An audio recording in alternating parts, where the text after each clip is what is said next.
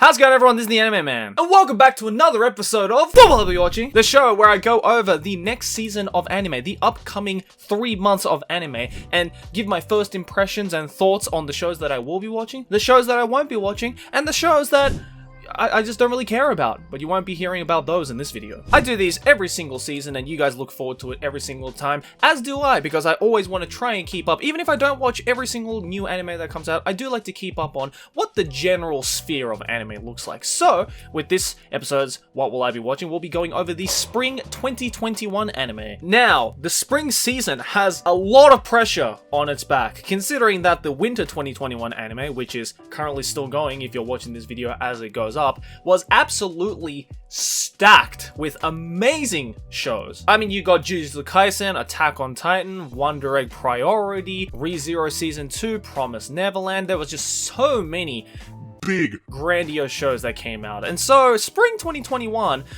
we'll hopefully have to try and keep up with the nice head start that the Winter 2021 anime season has given us. But as always, I'm on livechart.me, links down in the description if you want to follow on with this list, and I've ranked it in popularity, and I've hid all of the currently going episodes and seasons that go into the Spring 2021. You guys should know how this works already. I've done the previous ones, links down in the description below. So without further ado, let's check it out.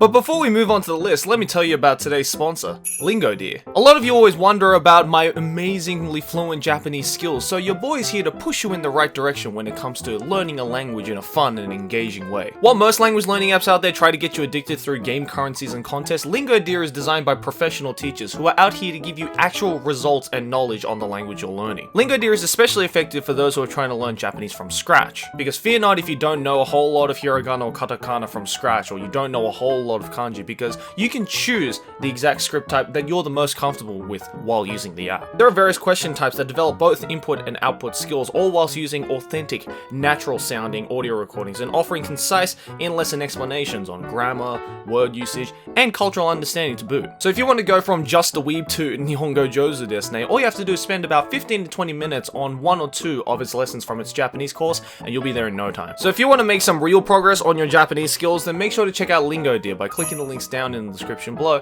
and thank you to Lingodeer for sponsoring this episode. Now let's go check out the list. Alright, well, for starters, let's of course go over the ones that probably everyone and their mothers are watching, or probably going to watch, except for your boy, because it is My Hero Academia 5th season. Now, I remember on our podcast when we were talking about My Hero Academia, I forgot which episode it was. By the way, check out the podcast that I'm a part of, Trash Taste. I'm sure you should already be following this by now, but if not, links down in the description. But we were talking about My Hero Academia, and Garn and I were confused as to whether the next season was season 4 or season 5. That's how behind we are on My Hero Academia. As for your boy, I've only really seen season 1, so it's kind of scary to think now that there are 4 whole seasons that I may possibly have to catch up on. But in all honesty with you, and I'm just being real with you guys right now, I'm probably not even going to bother with it. Again, I've said this in multiple podcast episodes, I've said this on multiple videos at this point as well. I think My Hero Academia is good. Not to say that it's bad, not to say that it's not worth watching or not worth reading. No, of course not. I completely understand why there is a 5th season now, and it is so massively popular everywhere. But me personally, although yes, I did enjoy season 1, season 2, well, rather, it wasn't really enough for me, I feel, to warrant a watch of season 2. And I know all the My Hero Academia fans are probably going to say in the comments of this video saying, hey Joey, you should watch season 2. It's got the tournament arc. You should watch season 3. It just gets better. Listen, man, you guys already give me shit for not watching anime at all, even though I'm called the Anime Man, but there's a lot of shit that your boy needs to catch up on. I wish I had all the time in the world to be able to just sit down and watch everything, but, you know, I can't do that anymore. I used to be able to do that in high school, and unfortunately, as a fully grown adult now, about to turn 27 this year, I don't have time for it anymore, bro. Another one that I will be, unfortunately, skipping out on, as much as I've heard a lot about it, is Isekai Maou to Shoukan Shoujo no Dore Majutsu Omega? I don't know why they couldn't just call it second season, or season season 2? Why are they bringing in fucking, like, Greek alphabet with that kind of stuff? Just call it season 2, dude. What is Omega about this second season? I don't know, but I, surprise, didn't watch season 1 because, it's another isekai, cultured isekai, that, I just don't have fucking time for anymore. I already was unfortunately sleeping on Mushoku Tensei this season, which is another series that I have to go back, because even though Mushoku Tensei is an isekai, I've only heard amazing fucking things about it, and some of the screenshots and GIFs that I've seen look absolutely amazing. So already I have this stigma about isekai shows. You guys should know this by now. I'm not exactly the biggest fan of isekai shows, especially the modern isekai variants. Let's just be real here. This just looks like another one of those variants. It just looks like one of those cultured, you know, Chad protagonist who's a demon lord, because of course he fucking is. You have your generic green and yellow elf girl. What is it with all these elf girls being green and yellow? And then you have your generic lolly, you got the fucking maid, you got another lolly back here. I mean, look, I'm sure a lot of you guys will say that it's like amazing, maybe guilty pleasure material. I'm sure if I watched this, I would probably love it for the guilty pleasure aspect, but with the limited amount of time and energy that I have to watch new series and go back and finish older series, this is one that I'm just not even gonna bother with. So next. Alright, up next we have Tensura Nikki, Tensei shitara Suraima datta ken. So I guess this is a slice of life spin-off of the Slime anime. Now, I've seen season 1 of Slime anime. Really good. I need to watch season 2. But is it enough for me to go and watch a slice of life spin-off? Maybe not. Although yes, I do love a lot of the characters in that show. I just don't really see the whole appeal of a slice of life spin-off. We've seen so many of those happen in the past, and they've all been really fucking mediocre. And I feel that by turning a lot of these like non-slice of life shows and creating slice of life spin-offs of them, they,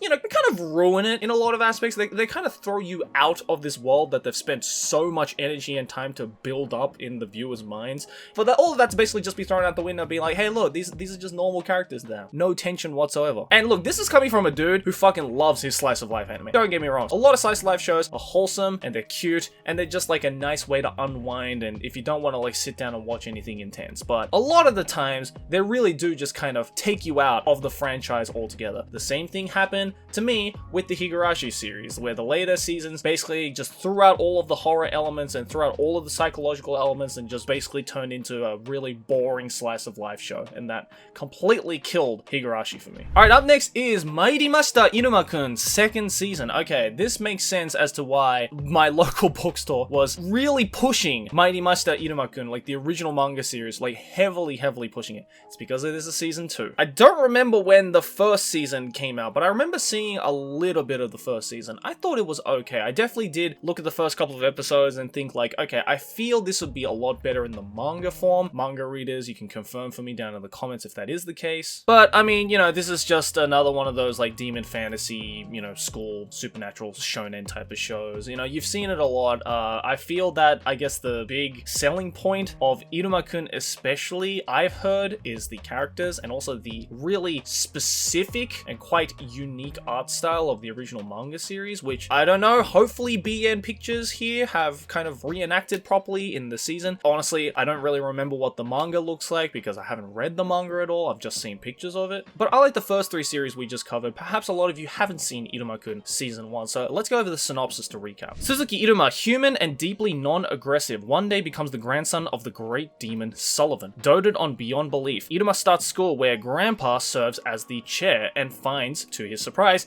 that he enjoys life there with Asmodeus, Clara, and the rest of his demon classmates. But just when Iruma thought he'd fit in, there's more trouble ahead. A ring begins to talk, and Iruma goes bad? Iruma's chaotic, demonic life at school continues. So yeah, again, it's just a typical like, this is a demon school, protagonist trying to fit into demon school, bunch of shenanigans happen. Very easy to understand and easy to digest type of plot that appeals to a larger audience. So yeah, I don't know. I feel like if I were to go and watch season 2, I think I'd rather just go and read the manga, honestly, because again, I've heard better things about the manga than the anime, but hey, I don't know. Again, I'm probably gonna have to check both of them out. Maybe even revisit season 1, who knows. But now we got a brand new series off this list. So far, all of them have been sequels, and we have the season 1 coming out. And of course, it is the one that has gotten the most amount of attention upon release of the scheduled date for many different reasons, and it is Ijiranai de Nagatoro-san. I never thought would actually get an anime adaptation, but looks like it did. See, because a lot of people were asking for an anime adaptation of this because, you know, it's a really popular manga series, and I have all the volumes of the manga as well. I quite like it as well, especially since I'm a fan of Nanashi, the creator's previous works, because they were like a doujin artist. So I've known Nanashi during the doujin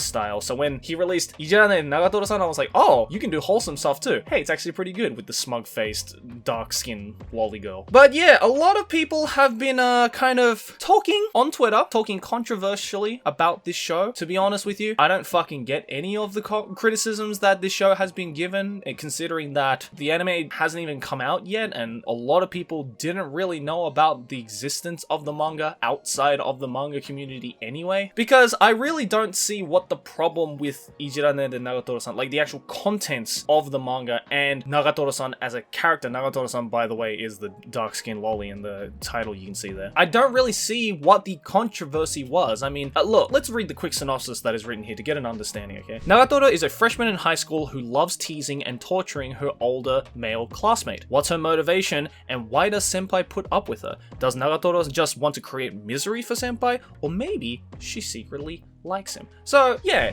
there's a little bit of like a very light, you know, kind of S&M thing going on. Like obviously, you know, we have the main character Nagatoro-san, who's very sadistic and loves to just poke fun, just not even bully. It's more so just like poke fun at her senpai, who, let's be real, is a masochist. And this manga probably in a lot of senses applies and is targeted towards very, you know, masochistic minded males who want to be in this position where they want to have this cute girl kind of bully them and just kind of make fun of them. And I think the whole controversy stemmed, and you know, again, I'm just spitballing here because I didn't look into this quote-unquote controversy at all. It wasn't a controversy, it was just people on Twitter bitching about things because that's what Twitter is best at. I think the whole controversy came from the fact that she was dark-skinned, and so it was some kind of racial thing, I don't even fucking know. But I think the one I saw more of was the fact that like, oh, this manga is promoting bullying. And look, as someone who has read all of currently serializing volumes of the manga and who has witnessed many different types of bullying in his life, you know, from school to even adult bullying, this manga is abso-fucking-lutely not promoting bullying. I can tell you that much. And if you think it does, that's just ridiculous. Because here's the thing. Ijiranai de Nagatoro-san, a lot of people like to kind of create the English translation of the title being, "Don't bully me, Nagatoro-san," which I think gives off the wrong message, because Ijiranai Nagatoro-san doesn't mean that. It just means, don't mess with me, don't tease me. Teasing. That's a really bold term that you have to really consider here. There is not so much a lot of bullying as there is just a lot of teasing, because in a lot of the scenes in the manga, Nagatoro-san is teasing her senpai because she wants attention, and it's not done in like a really malicious or like hurtful way. And when there are a couple of scenes later on in the manga that kind of go towards that direction, Nagatoro is definitely not there to just further incite it. No, she is 100% guilty about it and was like, I don't want to do this shit ever again. I really have no fucking idea how Telecom Animation are going to be able to adapt Nanashi's art, especially the very noticeable Gesugao style that Nagatoro is kind of known for in the whole reaction anime meme side of things. So look, I'm just gonna watch it. If it's good, it's good. If it's not, I'll just keep reading the manga. Simple as that. But never mind all of that rambling, ladies and gentlemen, because this is the show that I am most fucking excited about. And that is, of course, motherfucking Shaman King is back, baby. I cannot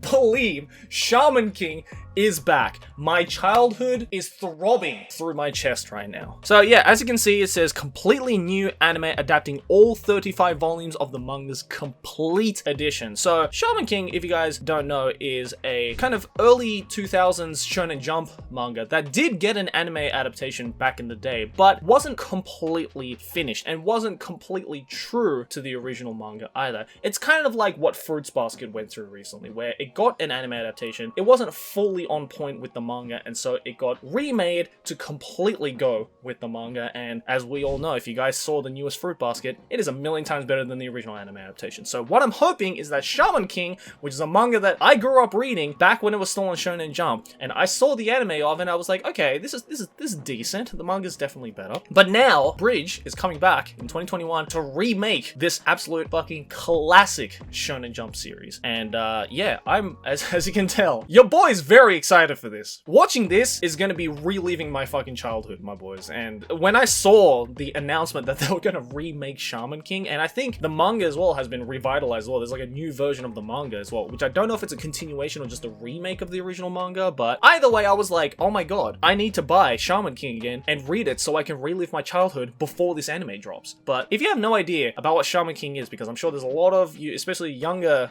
viewers watching this video, who probably have no fucking idea what Shaman King is, let's go over the synopsis together. Honestly, Shaman King is one giant tournament arc. How does that not sound fucking amazing? A bunch of shamans with supernatural powers going up against other shamans to become the Shaman King. I don't know, man. Late 90s and early 2000s Shonen Jump just fucking hit different, dude. I don't know if that's childhood bias coming from me because I grew up with these shows, or if it's because it's just objectively so. Either way, I'm really looking forward to this, and I pray to anime Jesus that Bridge Studios, which I'm not too sure who this studio is, but whoever the studio is, I hope that this studio does Shaman King justice, and hopefully with this new readaptation of this classic Shonen Jump manga, that new viewers, you know, people who perhaps didn't grow up with Shaman King can kind of, you know, learn to appreciate the classics, learn to appreciate the oldies. Alright, up next we have, oh god, we always have one of these, don't we? Fucking long ass titles. スライム倒して300年知らないうちにレベルマックスになってしまった Based off a light novel. Who would have fucking thought? As you can see, it says slime and level max, so you know for a fact, this boy an isekai. Or maybe it's just a fantasy. I'm actually not too sure. I've seen this title floating around in bookstores because, again, this light novel has been promoted a lot at my local bookstore, but I don't know anything about it, so let's read the synopsis. Also, before we jump into that, who the fuck decided to put in this emoji in the synopsis? Crunchyroll? God damn it, you didn't need to do that. Alright, let's fuck it, let's read the synopsis. After dying of overwork in the real world, I'm reincarnated as an immortal witch, and I spend 300 years enjoying a relaxing life. At some point though, I end up at level 99. Who will fucking follow it? All those years spent killing slimes to make the money to pay the bills gave me a ton of experience points. Rumors of the level 99 witch spread, and soon I'm up to my ears in curious adventurers, duelist dragons, and even a monster girl calling me her mum. What? This isn't a dojo, so don't come here to fight me. I've never been on an adventure, but I'm the strongest in the world. What's going to happen to my relaxing life? Whoa! So the tags say comedy fantasy, but this definitely does feel like a slice of life as well. There's probably a lot of slice of life elements. Maybe even a little bit of iyashike just based on the art style right here. I'm sure there's going to be maybe like a little bit of fighting as well, a little bit of action involved, but god, I mean, that's all probably going to be like really light-hearted, not serious type of action. So look, man, like I've just seen way too many shows that look and sound like this, and let's be real, probably not gonna be all that interesting, so I'm gonna just say fuck it to this one, bro. I mean, look, like the fact that they had to fucking throw in this like completely unnecessary emoji in the synopsis is just already irking me the fuck out, man. I can't lie to you. So next with this one. Okay, well, this was bound to happen. Eden Zero, Higehiro back at it again, copyright infringing himself. So yeah, if you guys have no idea what Eden Zero is all about, you might know of another series that is created by the same man, Higehiro, by the name of Fairy Tail. Now, if you have been on this channel for a while, you would know I am not exactly the biggest fan of Fairy Tail, just because it is a really poor excuse for a shonen fantasy, considering that the story and characters absolutely do not make sense in the later half. Also, this whole bullshit with the power of friendship, man, Mashima loves to fucking drip feed us with that bullshit, doesn't he? And look, let's be real here. Eden Zero, I mean, is probably going to be the exact same, except it's basically fairy tale set in space. That's all I can see from it. I mean, the fact that he just had to bring back Happy from Fairy Tail and just rename him into this world is pretty telling of what this man is capable of. Also, no, that is not Lucy from Fairy Tail. That is a completely new character. And no, that is not black-haired Natsu, believe it or not. That's right. And also, that is not Erza up there. Yeah, these are all completely new characters that have nothing to do with Fairy Tail. But, you know what? Let's read the synopsis in case you have no idea what this is about. At Granbell Kingdom, an abandoned amusement park, Shiki has lived his entire life among machines. But one day, Rebecca and her cat companion Happy, they just straight up renamed it Happy. He wasn't even... didn't even bother to rename Happy. They were just like, it's fucking Happy, bruv, from Fairy Tail. But this is a different universe from Fairy Tail. What a coincidence. You cannot be serious with this shit, Mashima, goddammit. But one day, Rebecca and her cat companion Happy appear at the park's front gates. Little do these newcomers know that this is the first human contact Granbell has had in 100 years. As Shiki stumbles his way into making new friends, his former neighbors stir up at an opportunity for a robo-rebellion. And when his old homeland becomes too dangerous, Shiki must join Rebecca and Happy on their spaceship and escape into the boundless cosmos. So yeah, it's not Natsu and Lucy anymore, it's Shiki and Rebecca.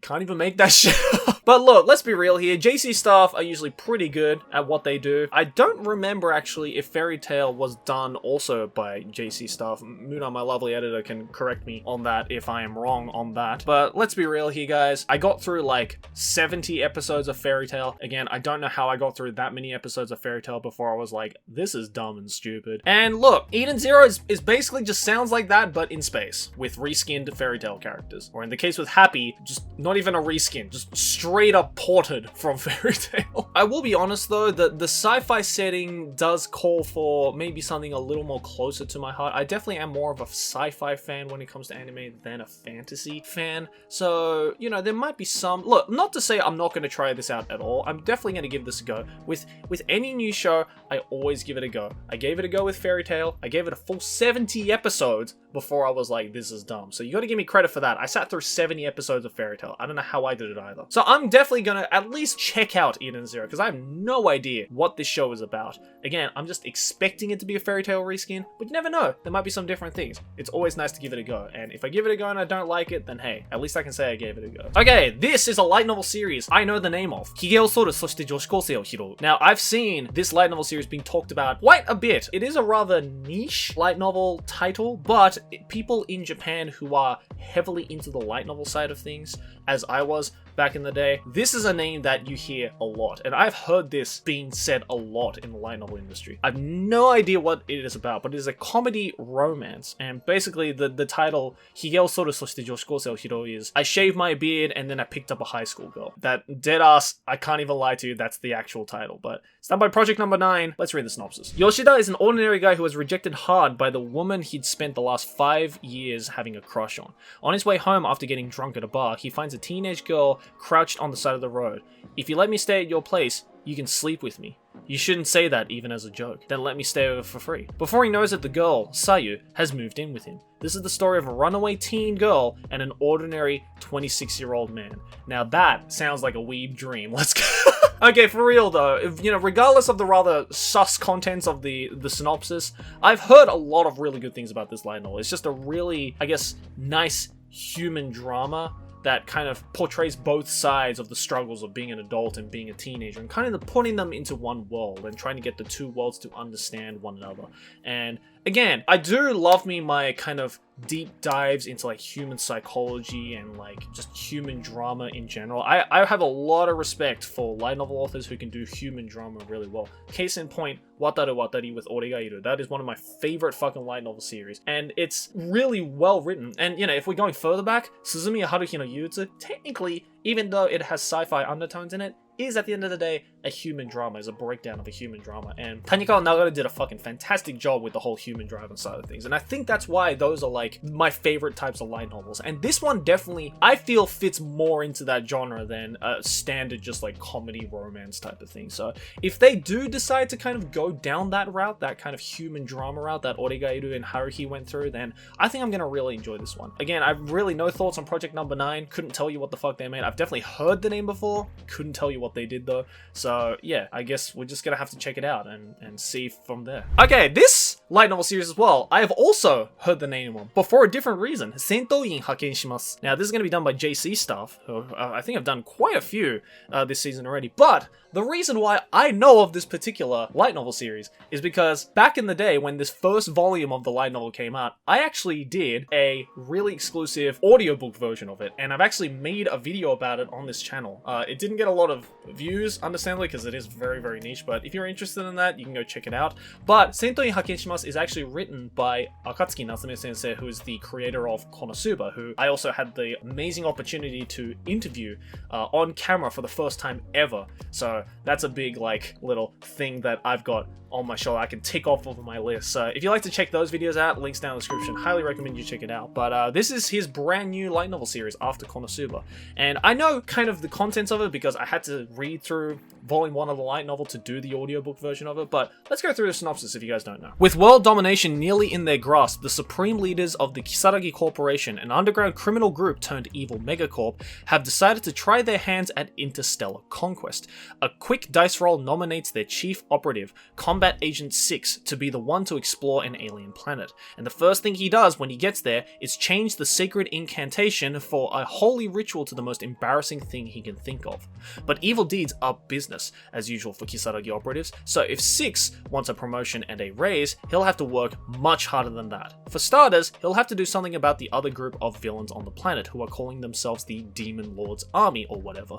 After all, this world doesn't need 2 evil organizations. So yeah, absolutely classic Akatsuki Natsume move, same how he did in Konosuba. He is basically taking the whole Demon Lord thing and the whole evil megacorp villain, you know, thing that you find in a lot of like fantasy and sci-fi stories, and basically parodying the fuck out of it. He's basically taking that in the most satirical way possible, like he did with Konosuba and the whole concept of RPG worlds. I'm definitely going to check this out to see how well JC Staff does on it, and hopefully, you know, they'll be able to kind of reenact the whole, you know, style of comedy that made Konosuba so fucking hilarious. So yeah, I'm definitely gonna keep an eye on this one. Alright, up next we got Zombieland Saga Revenge. Mappa coming back to absolutely fucking kill the game, as usual. Now, this is the second season of Zombieland Saga. I haven't actually finished the first season of Zombieland Saga, so seeing this, I was like, alright, definitely have to go finish Zombieland Saga. What I did watch of Zombieland Saga, I really enjoyed, so I guess now that there's a second season, gotta watch that second season. So yeah, not much I can say about this. It's Mappa, they're gonna kill it as usual. It's Zombieland Saga, season 1 was fucking awesome, so yeah, I'm definitely gonna check this one out. Alright, up next we got a Doga Kobo anime. 幼馴染が絶対に負けないラブコメディ. Okay. That's an interesting title. But I love the art. I love Doga Kobo's art, dude. Like, the way that they can make these kind of very bubbly and cute characters, even in their main characters as well, like main male characters, is really nice. But I know nothing about this light novel, so let's read the synopsis. The story centers around Sueharu Maru, an average 17-year-old high school boy who has never had a girlfriend, and the heroine battle between his beautiful first crush, Shirokusa Kachi, and his childhood friend, Kuroha Shida. Well, I mean, if we're going off of the title of this show, we would assume that the childhood friend, the Osana Najmi, is going to win in the story, but who knows? It might, again, they might go in a kind of satirical, sarcastic take on the whole love comedy trope and the harem trope and stuff like that. So I have no freaking idea. I feel like I need to watch the trailer for this to really get a grasp of the kind of show it's going to go, because it says comedy, harem, romance, right? But there are many different types of ways that they can take this. They can go fully comedic, they can go fully harem ecchi, or they can just go fully, you know, proper like human drama romance. Any of those three could work with this type of synopsis, and I guess the lack of synopsis that we have currently. So, and again, Doga Kobo can easily go in all three of those directions as well. I'm pretty sure they have experience in going through all three of those directions. So I'm gonna have to watch the trailer for this, which again, you know, with all the series that I mentioned, I have left the trailers of all of them down in the description if you'd like to check them out. So yeah, I'm gonna definitely check that one out and see how it goes. Okay, this one's a nice surprise. Nomad Megalobox 2. So this is a continuation of Megalobox, which I absolutely fucking loved. I don't care what anyone says. Megalobox was a fucking awesome, such a nice breath of fresh air series when it came out. But yeah, I guess this is, it doesn't say if it's a season 2. I assume it's just a season 2, or maybe it might be a spin-off. I don't know. Let's read the synopsis though. In the end, Gearless Joe was the one that reigned as the champion of Megalonia, a first ever Megalobox tournament. Fans everywhere were mesmerized by the meteoric rise of Joe, who sprung out from the deepest underground ring to the top in mere 3 months and without the use of gear. 7 years later, Gearless Joe was once again fighting in underground matches, adorned with scars and once again donning his gear, but now known only as Nomad. Ooh, I love the way that the synopsis was written. Who wrote that synopsis? TMS? Oh, TMS Entertainment themselves wrote that. Alright, they know how to sell their show, that's for fucking sure. But yeah, season 1 was absolutely killer. I'm definitely gonna watch season 2.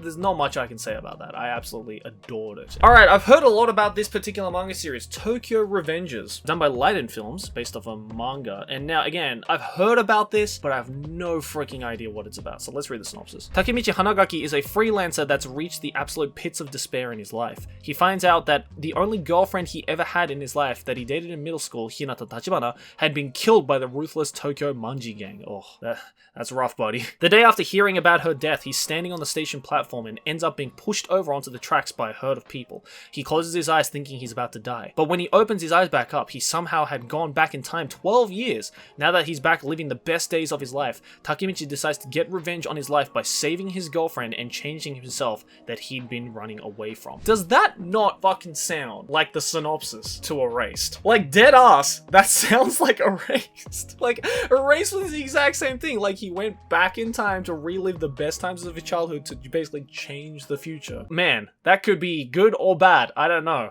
Because we all know how it kind of paid off at the end of Erased, right? So, yeah. I mean, Leiden Films, though, is usually pretty good with these kinds of shows. And again, there's been a lot of hype around this particular manga series. So, if it sucks, I can just go read the manga. If it's good, then hey, it's good. We have another great show. So, yeah, looking forward to this one. Okay, I want to check this one out, because this is rather interesting. Mars Red, done by Signal MD, and it says Other. So it's not a manga, it's not an original, it's not a game, it's not a light novel, it's something else. It's other. I don't know what this is based off of, but yeah, it's an action, historical, sci-fi shonen supernatural. Alright, let's read the synopsis. The story takes place in 1923 and vampires have existed for quite a while. But now, the number of vampires is increasing and a mysterious artificial blood source called Askra has appeared. The Japanese government in turn creates Code Zero, a unit within the army tasked with taking down the vampiric forces.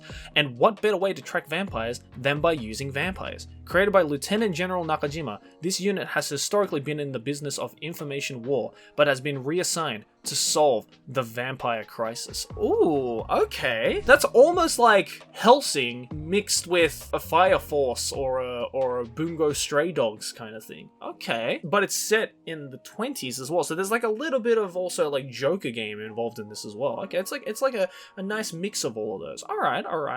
That could be kind of good. Alright, and last but not least, let's check this one out. Subarashi Kono Sekai, the animation. Now, the only reason why I know about this particular thing is because this is based off of a video game that I have yet to play, but I will eventually play it when it comes out, because I don't think it's probably come out yet. It's based off a particular game called The World Ends With You, which, to my understanding, is a spin-off, kind of side story of the Kingdom Hearts franchise. And I guess they decided to make an anime adaptation of it. Why they decided to turn this into an anime and not Kingdom Hearts, God fucking knows, probably because Disney just holds all the power in that particular, relationship. But yeah, we're getting a Kingdom Hearts based thing turned into an anime. And honestly, it kind of looks dope and up my alley. But if you have no idea, let's read the synopsis. Neku awakens in the middle of Shibuya's bustling scramble crossing with no memory of how he got there. Little does he know he's been transported to an alternate plane of existence known as the Underground, UG. Now an unwilling participant in the mysterious Reapers game,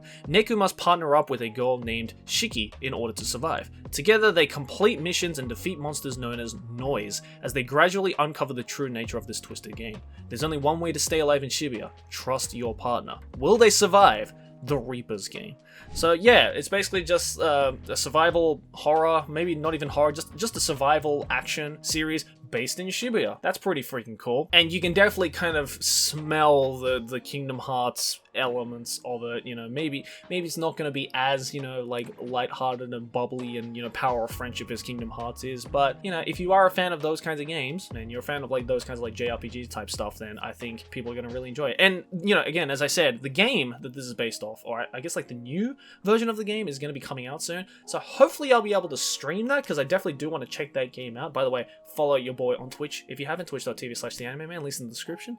But yeah, I'm really interested to see how this anime is going to be, because I don't think we've ever had like a proper anime based off of that style or that franchise of gaming at all. And God knows if we're ever going to get a fucking Kingdom Hearts anime. It's probably never going to happen. So this is probably the best bet that Kingdom Hearts fans are going to get in terms of anime adaptations. So yeah, I'm kind of interested to see it. And Demerica and Shin-A Animation, again, new studios, probably, at least that doesn't ring a bell tell to me. So yeah, it's going to be interesting to see this kind of new style jumping into the anime world this season. But yeah, guys, I think that's about it for this season's What Will I Be Watching? Let me know down in the comments below what you thought about anything I mentioned in this video. What shows will you be watching? What shows won't you be watching? What shows do you think I should kind of go back and check out if I didn't mention it in this video? Again, the website that I'm using right now, livechart.me, is down in the description below. Also, all the trailers for the shows that I mentioned in order are also down in the description, so please go check them out.